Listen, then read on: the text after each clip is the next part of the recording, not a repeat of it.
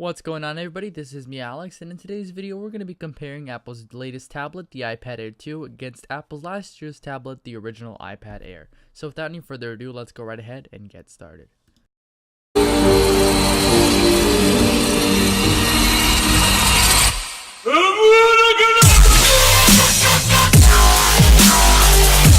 So the basics of Apple's 2014 iPad Air is it has a 9.7 inch at a 24 by 48 by 1546 display with 264 ppi. This is the gold 64GB Wi-Fi model right here, and it has the new A8X 64-bit chip and an M8 Motion coprocessor. It also comes with a revamped 8-megapixel eyesight front-facing camera and a 1.2-megapixel FaceTime camera up on the front. The screen on this iPad Air is absolutely amazing, and it does really compare from a different iPad Air's perspective. If you're coming from an iPad 2 or any other iPad with a non-retina display, then well, this is pretty much going to be a huge difference for you. If you notice already, the home button on the new iPad Air is the new fingerprint sensor. It works just like the iPhone 5S and the iPhone 6 as well as the iPhone 6 Plus. However, the iPad Air for some reason looks like to me has better accuracy than both of those devices. If you take a look here, the gold version is a bit on the champagne side, just as you would see like on the iPhone 5S, but the main feature really comes in at the thinness, since this is less than 1 pound, only 6.1 millimeters thin.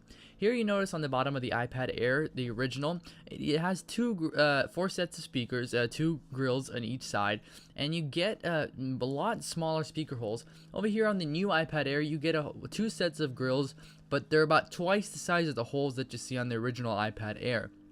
So you do get a lot more sound from your iPad. However, these are still mounted on the bottom of the side of the iPad when you're holding it in the horizontal position, which really pissed me off. But over here, they are still operated by the single slot lightning connector along with here. One major thing that they got rid of was the volume control mute button, which actually is now replaced by a microphone there to help support and surround sound. You also get the increased volume buttons, which no longer sticking out of the side. They're more like inside this little drilled cave in here that they're covered. They do pop out a bit, but not as much as the iPad Air.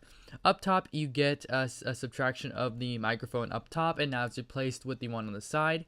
You also get the 3.5mm headphone jack along with the power button and home sleep button moved onto the side, so it does really compensate total out really in quality.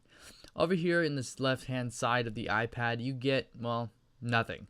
That's right, you don't get anything at all, just like you do on any iPad.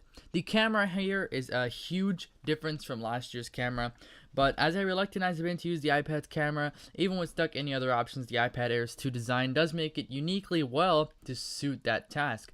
This iPad Air 2 takes amazing pictures, and I definitely recommend it to anyone who wants to take pictures with an iPad, because it's better than the iPhone 6 and the 6 Plus put together. Anyways, guys, that has been it for today. If you guys enjoyed this comparison between the iPad Air and the iPad Air 2, please make sure you subscribe for more. See you guys in my next one. Peace.